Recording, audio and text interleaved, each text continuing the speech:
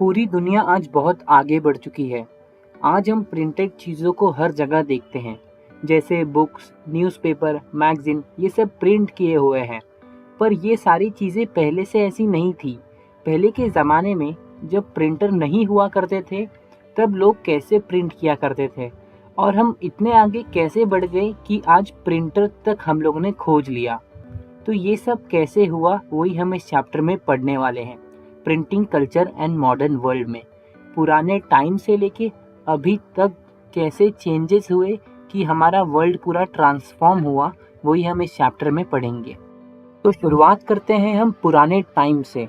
तो पुराने टाइम पे सबसे पहले प्रिंटिंग 3 जगह स्टार्ट हुई थी। 3 देशों में ये प्रिंटिंग स्टार्ट हुई थी। पहला चाइना में, दूसरा जापान और तीसरा कोरिया। ये प्रिंटिंग हाथों से की जाती थी, इसलिए इसे हैंड प्रिंटिंग बोला जाता था। ये कैसे होती थी, अब वो समझते हैं। इसकी शुरुआत चाइना में 594 AD से हुई।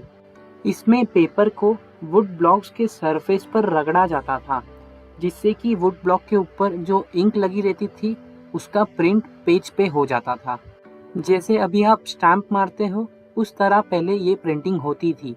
तब पेपर थिन और पोरस हुआ करता था, यानी कि इतना ज़्यादा पतला कि अगर उसके ऊपर प्रिंट करें तो प्रिंट का जो निशान है वो पेपर के पीछे भी आ जाता था। इसलिए चाइनीज़ लोग अपनी बुक को अकॉर्डियन स्टाइल में बनाते थे। इसमें बुक को ऐसे फोल्ड किया जाता था कि उसका हर एक पेज दूसरे पेज को चिपक के ना रहे।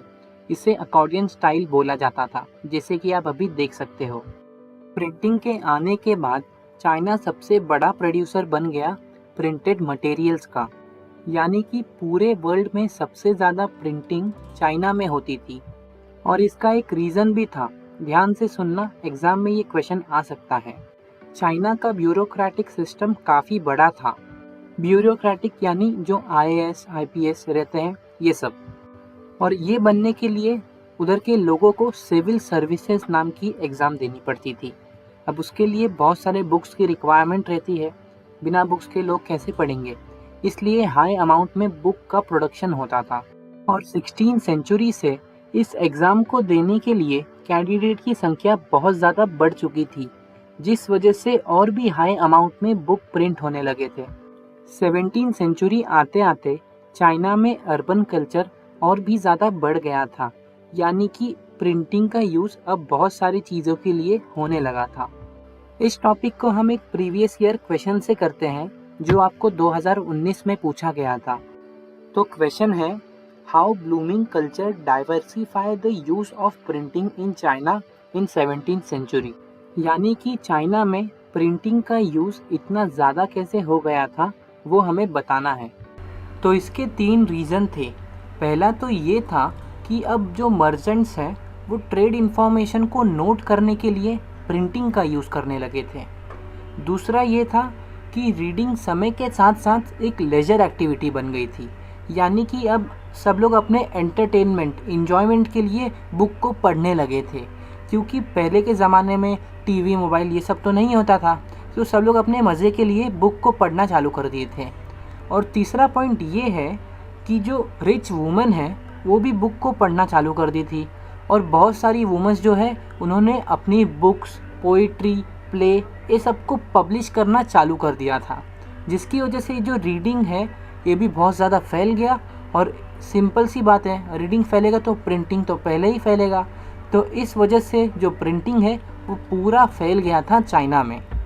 तो 19वीं सेंचुरी आते आते यूरोप में एक नई चीज़ का इन्वेंशन हुआ था, वो था मैकेनिकल प्रिंटिंग, यानी कि मशीन से प्रिंटिंग करना।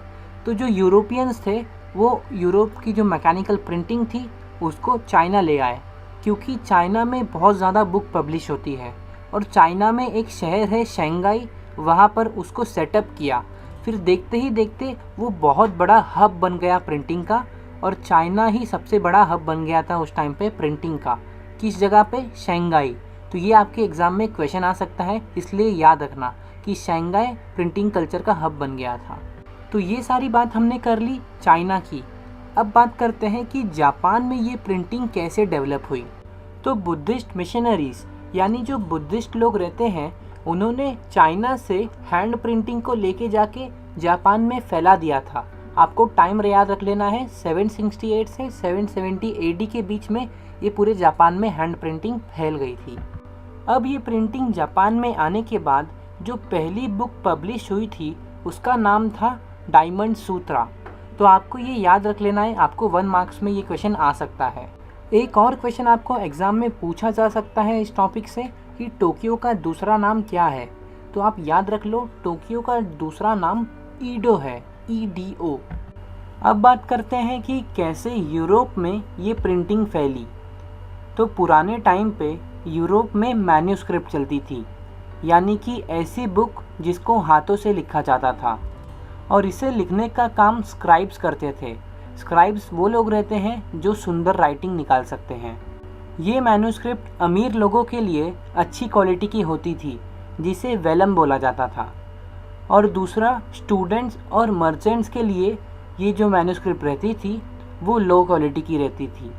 धीरे धीरे जब बुक्स की डिमांड बढ़ने लगी, यानी कि जब बहुत से लोग बुक्स को पढ़ने लगे, तब इन मैन्युस्क्रिप्ट का प्रोडक्शन उतना नहीं हो पा रहा था, क्योंकि मैन्युस्क्रिप्ट हाथों से लिखी जाती है तो ज़्यादा से ज़्यादा बुक नहीं बन पा रही थी, जिसकी वजह से ये लोग पब्लिक डिमांड को मीट नहीं कर पा रहे थे। अब इस टॉपिक से आपके एग्ज़ाम में क्वेश्चन आ सकता है। क्वेश्चन ये आ सकता है कि what are the limitations of manuscript, यानी कि क्या क्या रुकावटें हैं इन मैन्युस्क्रिप्ट की। तो इसका आंसर देखते हैं। पहला तो ये है, कॉपिंग was an expensive, laborious and time consuming business, यानी कि इसको बनाने के लिए बहुत ज़्यादा टाइम, मेहनत और बहुत ज़्यादा दिन लगते थे। दूसरा पॉइंट ये है, manuscript were fragile and awkward to handle, यानी कि मैन्युस्क्रिप्ट बहुत ज़्यादा नाजुक रहते थे, इन्हें अच्छे से संभाल कर रखना होता था, नहीं तो ये फट भी सकते थे। तीसरा पॉइंट ये है, could not be carried around और रेड ईजीली। तो क्या होता था कि ये मैन्युस्क्रिप्ट बहुत ज़्यादा नाजुक होते थे, जिसकी वजह से इन्हें दूर तक लेके जाया नहीं जा सकता था, और यही रीज़न था कि ये जो मैन्युस्क्रिप्ट रहती थी इनका प्रोडक्शन इतना लेट होता था। यूरोप में कुछ समय बाद एक बड़ा सा चेंज आया, वो मैं आपको कहानी के ज़रिए समझाने की कोशिश करता हूँ।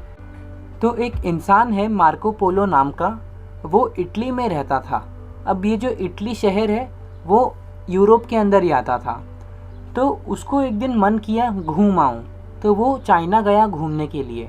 अब जब वो चाइना गया तो उसने देखा कि चाइना में तो वुड ब्लॉक प्रिंटिंग्स होती हैं, क्योंकि उस टाइम पे चाइना में वुड ब्लॉक प्रिंटिंग्स चालू थी। तो उसे पता चला कि प्रिंटिंग इस तरीके से भी की जा सकती है। तो वो जल्दी से अपने देश आ गया। कब आया था, आपको डेट याद रखनी है, 1295 में ये अपने देश आ गया था। अब उसने ये जो आइडिया था वुड ब्लॉक प्रिंटिंग्स का अपने देश में भी फैला दिया था कि ऐसे भी प्रिंटिंग की जा सकती है, और ये मेथड पूरे यूरोप में फैल गया, क्योंकि इसमें टाइम कम लगता था और ज़्यादा से ज़्यादा प्रोडक्शन हो पाता था, जिसकी वजह से वुड ब्लॉक प्रिंटिंग बहुत ज़्यादा फेमस हो गया यूरोप में, और मैन्युस्क्रिप्ट का जो बोल सकते हैं चलन था वो बहुत ज़्यादा कम हो गया।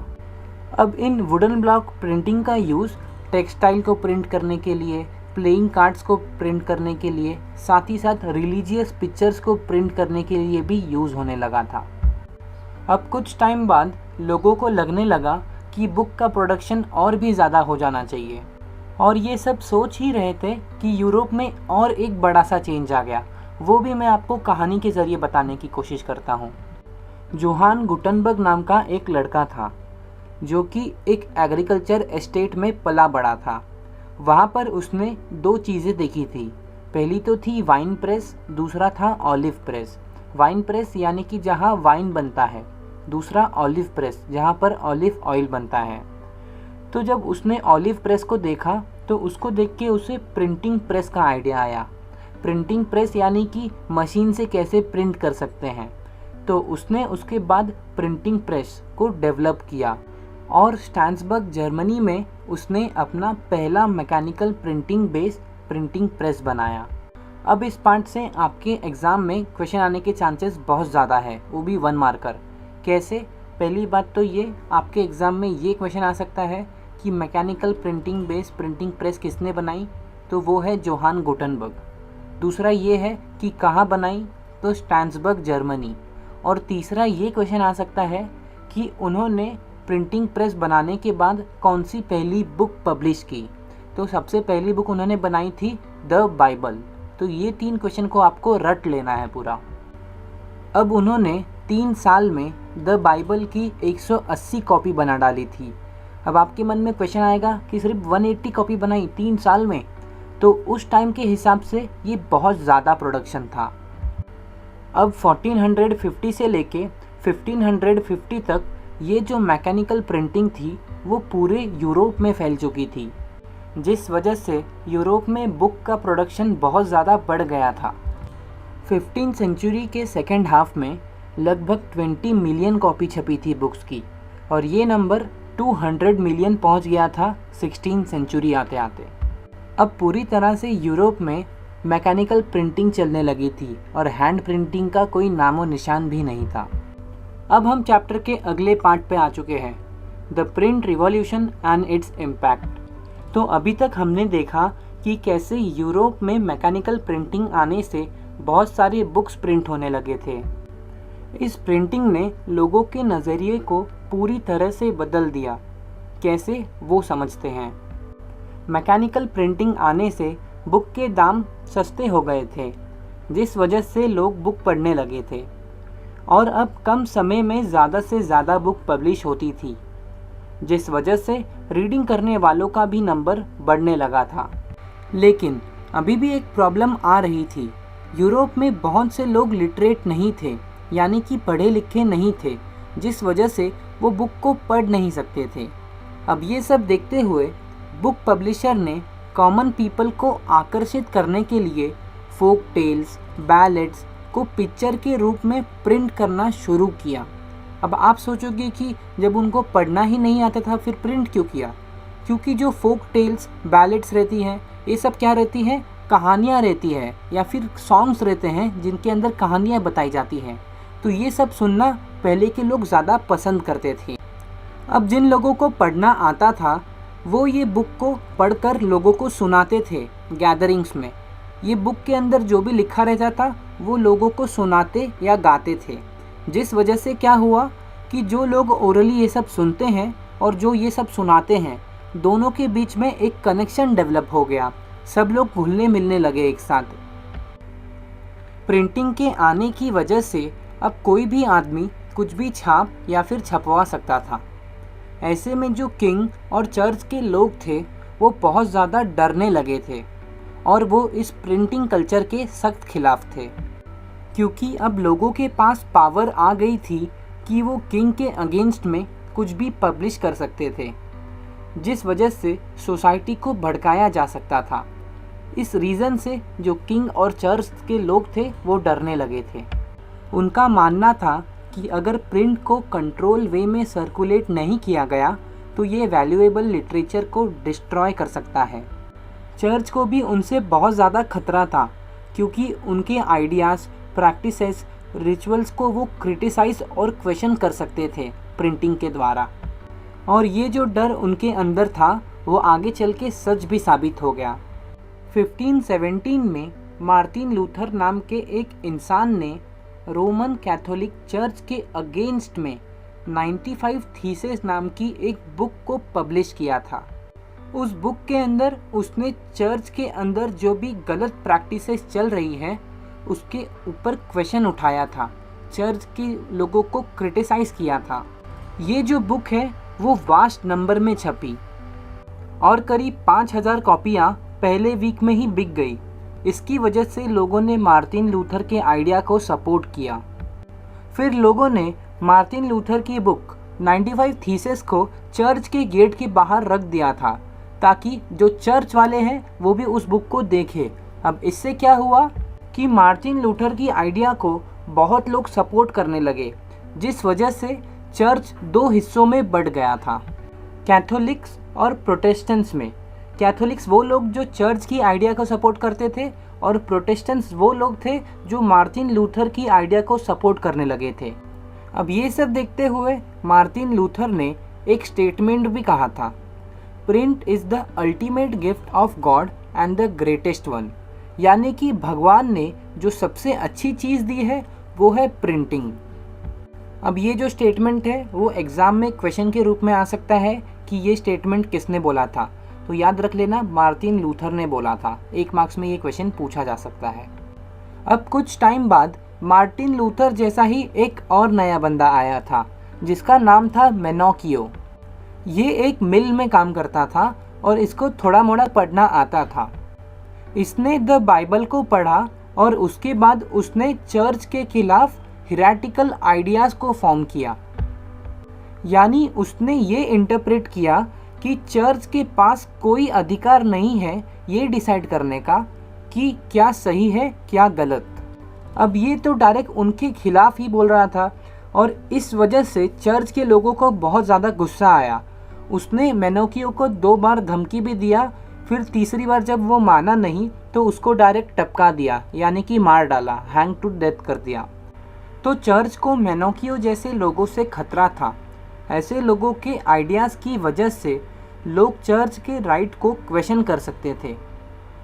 तो इसे रोकने के लिए चर्च ने पब्लिशर और बुक सेलर पर अपना कंट्रोल बनाया और 1558 से एक लॉ पास किया इंडेक्स ऑफ प्रोहिबिटेड बुक्स को मेंटेन करने का, यानी कि जो भी बुक चर्च के खिलाफ रहेगी उसको पब्लिश ना किया जाए, नहीं तो फिर उसको जेल में या फिर उसको मार दिया जाएगा, ऐसा चर्च ने बोला और ये सारी बुक्स को बैन कर दिया।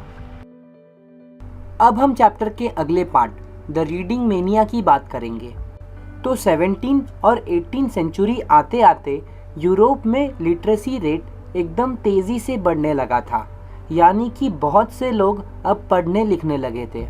इसका रीज़न ये था कि जो चर्च के लोग थे उन्होंने विलेज एरियाज़ में और भी बहुत सारी जगहों पे स्कूल खोल दिए थे, जिस वजह से बहुत से लोग एजुकेट होने लगे थे। पीजन से लेके आर्टिशंस तक सब लोग एजुकेट हो रहे थे। 18 सेंचुरी के एंड तक यूरोप में लिटरेसी रेट 60 से 80% तक पहुंच गया था, यानी कि अब यूरोप में 60 से 80% लोग पढ़े लिखे थे। अब जो बुक सेलर्स हैं वो पैडलर्स को काम पे रखने लगे थे बुक सेल करने के लिए। पैडलर्स वो लोग रहते हैं जो घर घर घूम के बुक सेल करते थे। तो अब हम कुछ इम्पॉर्टेंट डिस्कस करने जा रहे हैं जो आपके एग्ज़ाम में 1 मार्क के क्वेश्चन के रूप में आ सकता है, तो ध्यान से सुनना। तो इंग्लैंड में पेनी चैप बुक्स बहुत ज़्यादा बिकती थी क्योंकि ये बुक 1 पेनी की मिलती थी, यानी जैसे हमारा अभी का 1 रुपया है तो वो 1 पेनी का मिलता था, जिस वजह से गरीब लोग भी इस बुक को खरीद के पढ़ सकते थे। और जो लोग इस बुक को बेचते थे उन्हें चैपमैन बोला जाता था।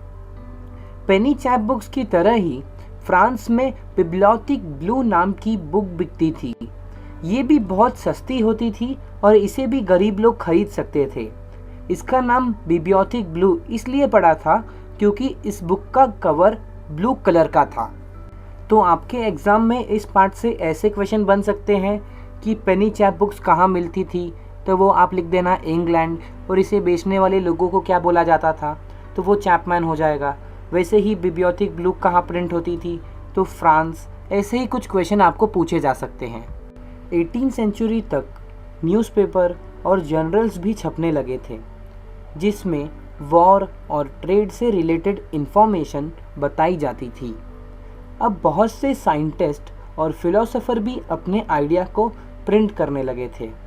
साइंटिस्ट जैसे कि आइजैक न्यूटन, वो भी अपने डिस्कवरीज को पब्लिश करना चालू कर दिए। कुछ थिंकर्स जैसे कि Thomas Paine, Voltaire, Jean Jacques Rousseau जैसे लोगों की राइटिंग बहुत ज़्यादा प्रिंट होती थी और बहुत से लोग इन्हें पढ़ा करते थे। तो अब हम चैप्टर के मज़ेदार पार्ट पे आ चुके हैं, मिड 18 सेंचुरी में। तो मिड 18 सेंचुरी तक बहुत लोग ये बिलीव करने लगे थे कि जो हमारे बुक्स हैं वो पूरी सोसाइटी को चेंज कर देंगे। ये हमें आज़ादी दिलाएंगे उस सोसाइटी से जहाँ पे डेस्पोटिज़म और टिरानी है। डेस्पोटिज़म यानी डिक्टेटरशिप, जहाँ पे एक बंदा रूल करता है सारे बंदे उसको फॉलो करते हैं, जैसे कि राजा का रूल। और टिरानी मतलब जहाँ पर पावर पूरी राजा के हाथ में है और उसका जब वो गलत उपयोग करे। तो ये सब देखते हुए लुई सेबेस्टियन, जो कि एक नॉवलिस्ट थे, उन्होंने एक स्टेटमेंट कहा था जो कि आपके एग्ज़ाम में पूछा जा सकता है। Tremble therefore tyrants of the world, tremble before the virtual rights. तो ये स्टेटमेंट आपको एग्ज़ाम में दे दिया जाएगा और बोला जाएगा कि इसे किसने बोला था। तो आपको याद रख लेना है लुई सेबेस्टियन ने ये स्टेटमेंट बोला था। अब इस स्टेटमेंट का मीनिंग भी उन्होंने समझाया है कि printing press is the most powerful engine of progress and public opinion is the force that will sweep despotism. तो इसका मतलब अगर हम हिंदी में समझें तो बुक के अंदर इतनी पावर है, इतनी पावरफुल है बुक कि ये डेस्पोटिज्म यानी कि राजा का रूल, राजतंत्र का सफाया कर सकती है। तो अब हम चैप्टर के ऐसे टॉपिक पे पहुंच चुके हैं जिस टॉपिक से सीबीएसई ने हर साल क्वेश्चन पूछा है। तो ये टॉपिक से क्वेश्चन इस साल भी आएगा, आप गारंटी लिख के ले लो, इसलिए ये टॉपिक को अच्छे से करके जाना। और इस टॉपिक का नाम है print culture and the French revolution. तो जैसे इस टॉपिक का नाम है वैसे ही इस पर क्वेश्चन भी आता है कि प्रिंट कल्चर की वजह से क्यों फ्रेंच रिवॉल्यूशन हुआ, कैसे फ्रेंच रिवॉल्यूशन हुआ, प्रिंट कल्चर ने कैसे कंडीशन क्रिएट किया फ्रेंच रिवॉल्यूशन के लिए। तो यही सारे क्वेश्चन घुमा फिरा के पूछे जाएंगे। एक ही क्वेश्चन रहेगा, क्वेश्चन एक ही पूछा जाएगा लेकिन अलग अलग वे में पूछा जाएगा। तो इस टॉपिक को एकदम ध्यान से समझ लो, रट लो, जो करना है कर लो। आपके एग्ज़ाम में ये क्वेश्चन आएगा ही आएगा, नहीं आया तो आप मेरे को अनसब्सक्राइब कर देना, और जिसने नहीं किया अभी तक सब्सक्राइब तो कर लो पहले। तो इसे हम एक कहानी की तरह समझेंगे क्योंकि कहानी हमें ज़्यादा अच्छे से याद रहती है। तो समझते हैं। फ्रांस में जो लोग राजा और चर्च को गलत समझते थे वो अपने आइडियाज़ को प्रिंट करवाने लगे। प्रिंटिंग के आने से ये सब लोग अपने आइडियाज़ को प्रिंट करवाने लगे और ये आइडियाज़ बहुत लोगों तक अब पहुंचने लगे थे। अब जब सब लोगों ने राइटर की आइडिया को पढ़ा तो उन्हें भी लगा कि बात तो सही है, ये किंग और चर्च वाले लोग हमारे ऊपर रूल क्यों करते हैं, इनको किसने इतनी पावर दी। सबके अंदर ये सोच आने लगा। अब सब किंग और चर्च के ऊपर क्वेश्चन करने लगे थे। 1780s तक बहुत से ऐसे बुक छपने लगी थी जो ये दिखाती थी कि राजा बहुत मज़ा कर रहा है और हमको वो नौकर बना के रखा है। कार्टून्स बनाए जाने लगे थे उसके ऊपर जिसमें ये दिखाया जाता था कि मोनार्की पैसे लोगों के लेके मज़ा कर रही है और जो कॉमन पीपल है वो बहुत ज़्यादा दुख झेल रहे हैं। अब ये सब चीज़ की वजह से, इस सब चीज़ को देखते हुए पब्लिक बहुत ज़्यादा भड़क गई और इस वजह से ही फ्रेंच रिवॉल्यूशन हुआ। और आपको याद होगा तो क्लास 9th में आपने फ्रेंच रिवॉल्यूशन में पढ़ा था कि जनता एकदम गुस्से में लुई 16 को मारने आ रही थी। वो क्यों आ रही थी? यही रीज़न से आ रही थी। तो प्रिंट ने एक बहुत इम्पॉर्टेंट रोल प्ले किया है फ्रेंच रिवॉल्यूशन में। अब इस चीज़ को ये आपको इंग्लिश में लिख देना है और आपका ये आंसर रेडी हो जाएगा। तो ये चैप्टर ख़त्म होने के बाद ये आंसर ज़रूर से करके जाना। तो अब हम देखेंगे अगला पार्ट, दी 19th सेंचुरी। इसमें हम समझेंगे कि प्रिंटिंग के आने से बच्चों के क्या हालचाल थे, औरतों के क्या हालचाल थे और जो वर्कर्स हैं उनके क्या हाल थे। साथ ही साथ इधर हम ये भी देखेंगे कि प्रिंटिंग को लेकर क्या क्या नए नए इनोवेशंस हुए थे। तो पहले बच्चों की बातें करते हैं। लेट 19th सेंचुरी आते आते जो प्राइमरी एजुकेशन था ना, उसे कंपलसरी कर दिया गया था बच्चों के लिए। इसके अलावा फ्रांस में 1857 में बच्चों के लिए अलग से प्रिंटिंग प्रेस खोला गया जिसको चाइल्ड प्रेस का नाम दिया गया, जहां सिर्फ बच्चों के लिए किताबें छपती थी। फिर जर्मनी में ग्रिम ब्रदर्स नाम के 2 ब्रदर्स रहते थे। इन्होंने रूरल एरिया से रिलेटेड फोक टेल्स लिखना चालू की। ऐसे स्टाइल में इन लोग ने लिखा जिससे कि बच्चों को अच्छे से समझ में आए और इन्होंने अपनी बुक को पब्लिश कर दिया। फिर बहुत से बच्चे इस बुक को पढ़ने लगे थे। अब वुमेन्स के बारे में बात करते हैं। तो देखो, वुमेन्स उस समय पे ना रीडर्स भी थी और राइटर भी, यानी इन लोग बुक पढ़ते भी थे और बहुत से लोग बुक लिखते भी थे। अब 19वीं सेंचुरी में यूरोप में जो ज़्यादातर नॉवल पब्लिश होती थी ना, उसका जो मेन ऑडियंस होता था वो वुमेन्स ही होती थी, यानी ज़्यादातर नॉवेल्स वुमेन ही पढ़ती थी। और ऐसा भी नहीं था कि सिर्फ वुमेन्स नॉवल पढ़ती ही थी, बल्कि जो बहुत से नॉवलिस्ट रहते थे ना, औरतें ही रहती थी। अब देखते हैं कि वर्कर्स का क्या कंडीशन था। तो देखो, उस समय पे ना यूरोप में लेंडिंग लाइब्रेरीज खुल गई थी।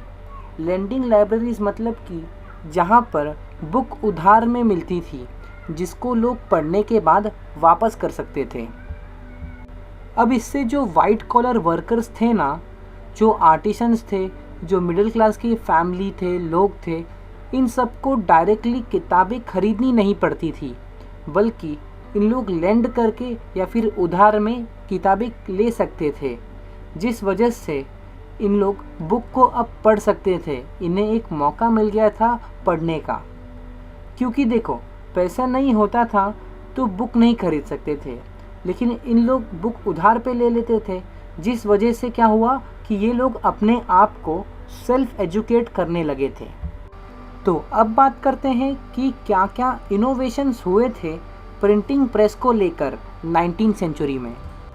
तो 19वीं सेंचुरी में एक नई टेक्नोलॉजी डेवलप हुई थी, जिसका नाम था सिलेंड्रिकल प्रेस, जिसका डेवलपमेंट किया था रिचर्ड एम हो ने। अब इसकी खासियत क्या थी वो देखते हैं। तो इसकी खासियत ये थी कि ये 1 घंटे में 8000 पेजेस को प्रिंट कर सकता था, जो कि पहले के मुकाबले बहुत ज़्यादा स्पीड में था। साथ ही साथ उसके बाद एक नई चीज़ का इन्वेंशन भी हुआ, ऑफसेट प्रिंटिंग, जिसमें कि तुम क्या कर सकते हो, एक बार में 6 कलर को प्रिंट कर सकते थे। फिर आगे चल के एक और चीज़ का इन्वेंशन हुआ, जो था इलेक्ट्रिकली ऑपरेटेड प्रेस। अब इसमें क्या था कि जो प्रिंटिंग का काम है वो और तेज़ी से होने लगा था, क्योंकि अब ये प्रिंटिंग इलेक्ट्रिकली होती थी। अब उस समय पे इतनी प्रिंटिंग्स हो रही थी ना, तो वहाँ के प्रिंटर्स ने सोचा कि और ज़्यादा बुक कैसे बेचा जाए। तो इसलिए उन्होंने एक स्ट्रैटेजी बनाई, जिसमें उन्होंने क्या किया कि जो फेमस नॉवेल होती है ना, उसको अब सीरियल वाइज चालू कर दिया। सीरियल वाइज मतलब कि जैसे देखो, अगर आप अभी नेटफ्लिक्स देखते हो तो सीज़न 1, सीज़न 2, सीज़न 3 ऐसे आता है ना, तो वैसे ही इन लोग ने बुक को चालू कर दिया, first part, second part, third part, जिससे उनकी बुक बिकती ही रहे हर बार। फिर उन्होंने जो लोग महंगी बुक नहीं खरीद पाते थे, उनके लिए सस्ती बुक पब्लिश करना चालू कर दी। इस बुक में उन लोगों ने सस्ते पेपर या फिर बोल सकते हैं बहुत हल्के से पेपर यूज़ करना चालू कर दिए, और जिस वजह से जो पुअर्स थे वो भी इस बुक को ख़रीद सकते थे, जिस वजह से उनका प्रोडक्शन भी बढ़ गया। अब इसी के साथ हमने प्रिंट यूरोप में कैसे आया इस पार्ट को पूरा ख़त्म कर दिया है। अब एक लास्ट छोटा सा टॉपिक बचता है कि प्रिंट इंडिया में कैसे आया, तो उसको हम अगले वीडियो में डिस्कस करेंगे, नहीं तो ये वीडियो बड़ा हो जाएगा।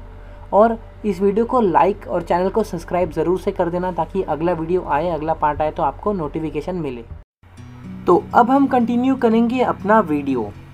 तो अभी तक हमने देखा कि प्रिंटिंग की शुरुआत चाइना से हुई, फिर वो जापान में पहुंची, और फिर पूरे यूरोप में ये प्रिंटिंग फैल गई थी। तो अब हम देखेंगे कि इंडिया में ये प्रिंटिंग कैसे आई। तो हमारा टॉपिक हो जाएगा India and the world of print. बात करें इंडिया की, तो इंडिया में प्रिंटिंग के आने से पहले जो भी इंफॉर्मेशन होती थी उसे मैन्युस्क्रिप्ट पे लिखा जाता था। मैन्युस्क्रिप्ट यानी हाथों से लिखी गई किताबें, जिससे उस टाइम पे संस्कृत, अरेबिक और पर्शियन जैसे लैंग्वेज में लिखा जाता था। इन मैन्युस्क्रिप्ट को पेपर पे नहीं लिखा जाता था, क्योंकि उस समय में पेपर इंडिया में आया ही नहीं था। तो आपके मन में क्वेश्चन आएगा कि पेपर पे नहीं तो फिर किस चीज़ पे लिखा जाता था। तो इन मैन्युस्क्रिप्ट को पाम लीव्स जो कि एक पत्ती है उस पे लिखा जाता था। आपको ये वीडियो दिख रही होगी, ऐसे इस पे लिखा जाता था, ऐसे इस पत्तियों पे मैन्युस्क्रिप्ट लिखी जाती थी। इन मैन्युस्क्रिप्ट के कुछ प्रॉब्लम्स भी थे। पहला तो ये कि ये मैन्युस्क्रिप्ट बहुत ही ज़्यादा एक्सपेंसिव रहती थी, क्योंकि इसे बनाने में बहुत ज़्यादा टाइम लगता था। दूसरा ये कि ये फ्रेजाइल रहती थी, यानी बहुत ज़्यादा नाजुक रहती थी, तो ये जल्दी से फट भी सकती थी, जिस वजह से इसे दूर तक कैरी भी नहीं किया जा सकता था। तो अब हम देखेंगे कि इंडिया में ये प्रिंटिंग कैसे आई। तो इसे हम एक कहानी की तरह समझेंगे। पोर्तुगीज़ मिशनरीज़, यानी जो पोर्तुगीज़ लोग हैं, वो एक बार गोवा घूमने आए थे। तो उन्होंने देखा कि यहाँ पर तो प्रिंटिंग होती ही नहीं है। तो उन्होंने सोचा कि यहाँ पर हम प्रिंटिंग प्रेस सेटअप कर सकते हैं। तो उन्होंने गोवा में प्रिंटिंग प्रेस को डेवलप किया। तो आपको याद रखना है कि पहली प्रिंटिंग प्रेस इंडिया में कहाँ आई थी? गोवा में। और कब आई थी? टाइम याद रखना, मिड 16th सेंचुरी में। किसने लाया था? पोर्तुगीज़ ने। ठीक है। अब ये प्रिंटिंग आने के बाद 1674 तक 50 बुक प्रिंट हो चुके थे कोंकणी और कनारा लैंग्वेज में। फिर थोड़े टाइम बाद जो कैथोलिक प्रीस्ट हैं, यानी कि जो पोर्तुगीज़ लोग थे वही कैथोलिक थे, तो उन्होंने पहली तमिल और पहली मलयालम बुक भी पब्लिश कर दी। तो ये कुछ ऐसे डिटेल्स हैं जो 1 मार्क्स में पूछे जा सकते हैं, इसलिए इसे रट लो पूरा। तो अब हम एक इम्पॉर्टेंट बात करने जा रहे हैं, जो कि आपके एग्ज़ाम में क्वेश्चन बन के आ सकता है। जेम्स ऑगस्टस हिक्की, नाम याद रखना, जेम्स ऑगस्टस हिक्की। तो इन्होंने इंडिया में पहली बार कोई चीज़ इंग्लिश में लाई थी। तो उन्होंने क्या लाया था? एक वीकली मैगज़ीन लाई थी, यानी हर हफ्ते एक मैगज़ीन निकलेगी, ऐसी उन्होंने एक मैगज़ीन लाई थी, जिसका नाम उन्होंने क्या रखा था? The Bengal gazette. तो देखो, इसमें वो इंग्लिश में प्रिंट किया करते थे, इंग्लिश में जो भी चीज़ रहती थी वो प्रिंट किया करते थे। तो ये आपके एग्ज़ाम में पूछा जा सकता है कि इंग्लिश में मैगज़ीन पहले किसने लाई। तो इन्होंने मैगज़ीन को एडिट करने का पूरा काम किया था। अब देखो, इसके पीछे बहुत बड़ी कहानी भी है, लेकिन वो कहानी आपको ज़िंदगी में कभी एग्ज़ाम में पूछी नहीं जाएगी। तो मैं आपका फोकट में वो कहानी पे टाइम वेस्ट नहीं करने वाला हूँ। जो इम्पोर्टेंट कितना है, जो मैंने अभी आपको बताया, तो इस पे क्वेश्चन बन सकता है, तो इतना याद रखना। अब 18th सेंचुरी के एंड तक इंडियन न्यूज़पेपर भी प्रिंट होने लगे थे, और जो पहला इंडियन न्यूज़पेपर प्रिंट हुआ था वो किया था गंगाधर भट्टाचार्य जी ने, और उस न्यूज़पेपर का नाम था दी बंगाल गैजेट। अब आपको ये सेम टू सेम नाम लगेगा जो अभी हमने पहले पढ़ा था, जेम्स ऑगस्टस हिक्की ने जो प्रिंट किया था। तो आपको इतना याद रखना है कि दोनों ने सेम नाम की चीज़ें प्रिंट की थी, लेकिन अगर आपको इंडियन न्यूज़पेपर के बारे में पूछा जाए तब आपको इनका नाम लिखना है, गंगाधर भट्टाचार्य जी का। और अगर जेम्स ऑगस्टस हिक्की का पूछा जाए तो क्या करना है आपको? जो उन्होंने लिखा था वो। अब देखो, मैं पहले ही बता दूं, आपको एग्ज़ाम में हिक्की के बारे में पूछा जाएगा। इनके बारे में आज तक कभी पूछा नहीं गया एग्ज़ाम में, तो आप हिक्की का करके जाना। तो अब आगे चल के इंडिया में एक नई कहानी शुरू हो गई थी, जिसे हम एक टॉपिक है religious reforms and public debates, इसमें पढ़ेंगे। तो शुरू करते हैं, कहानी की तरह पढ़ेंगे, बहुत मज़ा आएगा। तो क्या हुआ था कि अर्ली 19th सेंचुरी, यानी कि 19th सेंचुरी के आते आते बहुत सारा झगड़ा, या फिर बोल सकते हो बहुत सारा डिबेट होने लगा था लोगों के बीच में। अब ये डिबेट क्यों हो रहा था? क्योंकि देखो, प्रिंटिंग की वजह से अब बहुत से लोगों के पास इन्फॉर्मेशन पहुंच रही थी। इन्फॉर्मेशन पहुंचने की वजह से अब बहुत से लोग समझदार होने लगे थे, जिसकी वजह से ज़्यादा लोग अब बातचीत करने लगे थे। अब देखो, जो गलत इशू है सोसाइटी में, जो गलत चीज़ें चल रही हैं, उनको अपोज करने लगे लोग, क्योंकि अब समझदारी आ गई है तो अपोज करना शुरू कर दिए। तो देखो, हिंदुइज़्म में, यानी हिंदू की सोसाइटी में पहले क्या होता था कि एक विडो इमोल्यूशन नाम की प्रथा चलती थी, जिसमें कि एक पत्नी का अगर पति मर जाएगा तो उस पत्नी को भी उस पति के साथ मार दिया जाएगा, ऐसा होता था। तो इस चीज़ को अपोज करने लगे बहुत लोग, और राजा राम मोहन रॉय जो है उन्होंने इसके अगेंस्ट में एक बुक लिखी जिसका नाम था संबड़ कमोडी, और उसे लिखा था 1821 में। ठीक है, अब देखो उन्होंने बुक लिख दी, अब जो हिंदू के लोग हैं वो भी चुप थोड़ी ना बैठेंगे, कुछ लोग, सब लोग नहीं कुछ लोग। तो क्या हुआ, उन्होंने भी अपनी तरफ से एक बुक छाप दी जो थी समाचार चंद्रिका। उन्होंने एक बुक छापी समाचार चंद्रिका, किन्होंने छापी थी, हिंदू ऑर्थोडॉक्स ने। क्यों? क्योंकि उनके ओपिनियन को उन्हें अपोज करना था, यानी कि जो राजा राम मोहन रॉय ने बुक छापी है उसके अगेंस्ट में उन्होंने एक बुक छापी। तो अब प्रिंटिंग के आने से सोसाइटी में लोग जो हैं गलत चीज़ों के ऊपर आवाज़ उठाने लगे थे। अब ऐसे ही अलग अलग लोग अलग अलग न्यूज़पेपर मैगज़ीन सब छापने लगे थे, जैसे कि पर्शियन न्यूज़पेपर छपा था 1822 में, जम ए जहाननामा और शमशुद अकबर नाम का। उसके बाद गुजराती न्यूज़पेपर भी छपा था उसी साल में, जो था बॉम्बे समाचार। अब आगे चल के मुस्लिम लोगों के लिए भी बुक छापी गई थी। उस बुक का नाम था दियोबंद सेमिनरी, और उस बुक में ये बताया जाता था कि मुस्लिम लोगों को कैसे रहना है, कैसे सोसाइटी में उनको रहना है, क्या काम करने हैं, खुद को कंडक्ट करके कैसे रखना है, ये बताया जाता था उस न्यूज़पेपर में। उसके बाद आगे चल के जो रामचरितमानस है जो तुलसीदास जी ने लिखा था बहुत पहले, उसको प्रिंट करना चालू कर दिया, यानी कि जो एक बुक थी अब उसको प्रिंट करने लगे और बहुत सारे लोगों तक पहुंचाने लगे थे। और ये सब उन्होंने कब किया था, याद रखना, 1810 में कलकत्ता में। अब ये जो सारी चीज़ें लिखी जा रही थी इसे ज़्यादा से ज़्यादा लोगों तक पहुंचाने के लिए बहुत सारे प्रेस खुलने लगे थे, जैसे कि 1880s में नवल किशोर प्रेस खुला था जो कि लखनऊ में खुला था, और उसी टाइम पे श्री वेंकटेश्वर प्रेस खुला था जो कि बॉम्बे में खुला था। तो इन लोगों ने जो रिलीजियस टेक्स्ट हैं, यानी ये सब जो टेक्स्ट लिखे गए हैं, उसे ज़्यादा से ज़्यादा अमाउंट में छापना चालू कर दिया था, वो भी वर्नाकुलर लैंग्वेजेस में, यानी कि जो भी लोकल लैंग्वेज होता है हिंदी इंग्लिश को छोड़ के उस सब में लिखना चालू कर दिया था, ताकि ज़्यादा से ज़्यादा लोगों तक ये सब पहुँचे। अब ये सब जो थियरी मैंने आपको बताई, इसमें से जो भी इम्पॉर्टेंट चीज़ है जो आपके एग्ज़ाम में पूछी जा सकती है वो मैं आपको ये स्लाइड में शो कर दे रहा हूँ। इसका आप स्क्रीनशॉट ले लो और इसे पूरा रट लो, इसमें से क्वेश्चन आपका एक ना एक तो आएगा ही। अब जब हम इतना आगे बढ़ ही रहे थे धीरे धीरे, तो अब जो फ़ोटो जो पेंटिंग है वो भी प्रिंट की जाने लगी थी। तो एक फेमस पेंटर है राजा रवि वर्मा, उन्होंने एक पेंटिंग बनाई है, तो आपके सामने दिख रही होगी, उन्होंने ये पेंटिंग को बनाया था। अब आपके एग्ज़ाम में ये क्वेश्चन पूछा गया है, जो सैम्पल पेपर है इस बार का, ये पेंटिंग किसने बनाई है, तो राजा रवि वर्मा ने बनाई है। इस टॉपिक पे पिक्चर बेस्ड क्वेश्चन आ सकता है, इसलिए ये भी करके जाना। तो अब हम एक बहुत ही सीरियस और एक इम्पॉर्टेंट टॉपिक डिस्कस करने जा रहे हैं, जो कि है वुमेन एंड प्रिंट। तो यहाँ पर हम देखेंगे कि प्रिंटिंग के आने से औरतों के लाइफ में क्या बदलाव आए।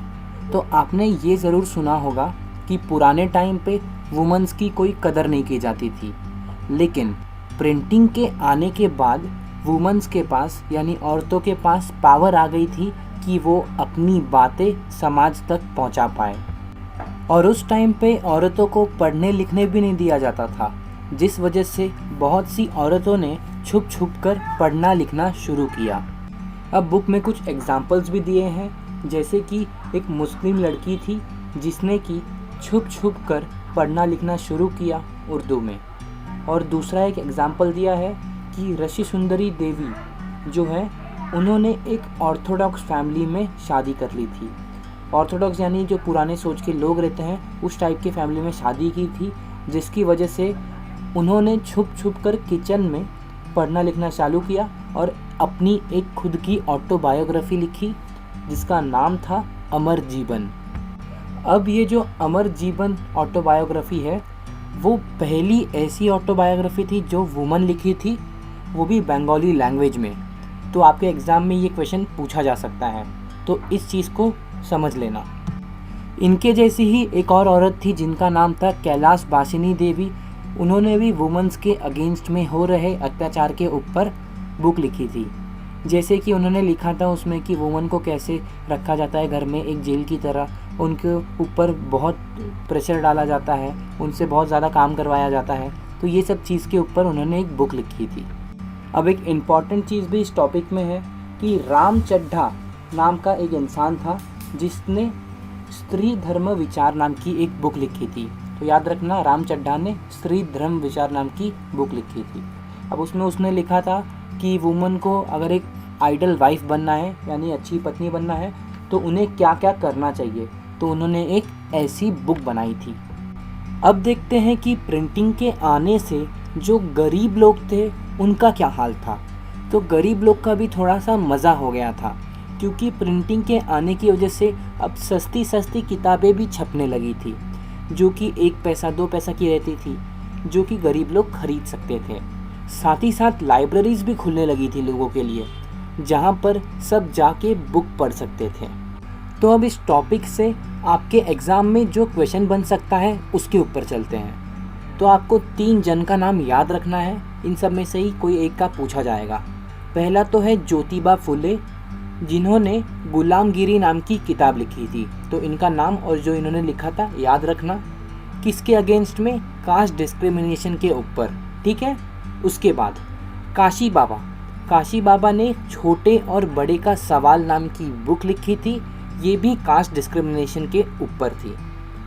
और तीसरा लिखा था सुदर्शन चक्र नाम के इंसान ने, उसने एक पोयम लिखी थी, बहुत सारी पोयम थी और उसको एक बुक में कन्वर्ट किया था और उस बुक का नाम था सच्ची कविताएं। तो ये तीनों में से किसी का भी नाम आपके एग्ज़ाम में पूछा जा सकता है, तो तीनों को करके जाना। अब एक लास्ट छोटी सी कहानी बची है जो कि है प्रिंट एंड सेंसरशिप। तो शुरू करते हैं। तो पहले क्या हुआ करता था कि कोई भी ऐसा रूल नहीं था, आप चाहो तो कुछ भी छाप सकते थे। लेकिन जो ब्रिटिश लोग थे जो इंडिया में कब्ज़ा किए थे, जब लोगों ने उनके अगेंस्ट में लिखना चालू किया तब उनको थोड़ा सा डर लगने लगा कि ऐसा ही चलता रहा तो फिर हम लोग को भगा दिया जाएगा इधर से। इसलिए उन लोग ने सेंसरशिप लगाना चालू किया, यानी कि रोकना चालू किया। अब उन्होंने क्या किया, कैसे किया, वही हम इस टॉपिक में पढ़ेंगे। तो शुरुआत ऐसे होती है कि जो ब्रिटिश लोग हैं उनके अगेंस्ट में इंग्लिश में बहुत लोग लिखने लगते हैं। अब ये सब देखते हुए जो ब्रिटिश लोग हैं वो थोड़ा डर जाते हैं। इसलिए 1820 में कलकत्ता सुप्रीम कोर्ट में उन लोग एक लॉ पास करते हैं, जिसमें कि उन लोग ऐसा बोलते हैं कि हम अब प्रेस को पूरा फ्रीडम नहीं देंगे कि वो कुछ भी प्रिंट कर सके। लेकिन आगे चल के कुछ सालों बाद 1835 में बहुत लोगों को ऐसा लगने लगा था, जो एडिटर्स थे, जो राइटर्स थे, उनको ऐसा लगने लगा था कि हमको फ्रीडम नहीं मिल रही है, उसकी वजह से हम अच्छे से कोई भी चीज़ को प्रिंट नहीं कर पा रहे हैं। तो उस टाइम के जो गवर्नमेंट जनरल थे बेंटिक, उनको जाके सब लोग ने बोला कि हमको फ्रीडम चाहिए पहले की तरह, ताकि हम अच्छे से कोई चीज़ को प्रिंट कर पाए। तब जो उस टाइम के गवर्नमेंट जनरल थे उन्होंने बोला ठीक है, दे दिया वापस फ्रीडम। तो पहले का जो फ्रीडम था कि कोई कुछ भी प्रिंट कर सकता है, उसको वापस रिस्टोर कर लिया गया था। तब किया गया था 1835 में। अब देखो क्या हुआ, इसके आगे बहुत बड़ा सा कांड हुआ था कि इन लोग ने जब वापस इनको फ्रीडम दे दी तब क्या करने लगे, अब बहुत सारे लोग ब्रिटिशर्स के अगेंस्ट में कुछ भी छापने लग गए थे। न्यूज़पेपर इंग्लिश में, हिंदी में, बहुत सारे वर्नाकुलर लैंग्वेजेस में, यानी अलग अलग लैंग्वेजेस में ब्रिटिशर्स के अगेंस्ट में छापने लग गए थे, जिसकी वजह से 1857 में एक बहुत बड़ी सी लड़ाई हो गई थी, रिवॉल्ट हो गई थी। अब इन लोग ने फ्रीडम दे के बहुत बड़ी गलती कर दी थी। अब ब्रिटिशर्स को समझ गया था कि इन्हें कभी फ्रीडम नहीं देनी है, नहीं तो फिर हमको ही ले डूबेंगे ये लोग। तो उन लोग ने स्ट्रिक्ट सेंसरशिप लगा दी वापस। अब उन्होंने एक एक्ट भी पास किया था, वर्नाकुलर प्रेस एक्ट। इसमें उन लोग ने बताया था कि अब चाहे कोई भी लैंग्वेज हो, चाहे कोई लोकल लैंग्वेज हो, चाहे इंग्लिश लैंग्वेज हो, अब सबको बहुत ज़्यादा चेक किया जाएगा कौन क्या प्रिंट कर रहा है, और उनके अगेंस्ट में कोई कर रहा है नहीं कर रहा है वो सब चीज़ चेक किया जाएगा। और इस एक्ट को 1878 में लाया गया था। और इसके अंदर ऐसा होता था कि अगर कोई ब्रिटिश के अगेंस्ट में कुछ भी लिखता था तो पहले उससे 1-2 बार वार्निंग दी जाती थी और अगर वो नहीं सुधरता था तो उसकी जो भी प्रिंटिंग प्रेस है, जो भी वो प्रिंट करता है, उसको सब सीज कर लिया जाएगा और जो ये प्रिंट कर रहा है उसे जेल में डाल दिया जाएगा। और जो भी बुक या फिर किताबें ब्रिटिश के फेवर में लिखी जाती थी, वो ब्रिटिश लोग उसको ज़्यादा से ज़्यादा सपोर्ट करते थे, उसको ज़्यादा से ज़्यादा बढ़ावा देते थे, आगे पहुंचाते थे। अब हमारे इंडिया के कुछ ऐसे भी क्रांतिकारी थे जिन्होंने ये सब होने के बावजूद बहुत सारी चीज़ें लिखना जारी रखा। जैसे कि बाल गंगाधर तिलक जो हैं, उन्होंने केसरी न्यूज़पेपर को लिखा था और जिसकी वजह से उनको जेल तो जाना पड़ा था, लेकिन उन्होंने जो नेशनलिज्म की आइडिया थी बहुत लोगों तक फैलाई थी। तो इसी के साथ वीडियो ख़त्म होता है और आप में से बहुत से लोगों ने चैनल को सब्सक्राइब नहीं किया है तो कर लो, क्योंकि ये सब वीडियो बनाने में बहुत ज़्यादा मेहनत और बहुत ज़्यादा टाइम लगता है।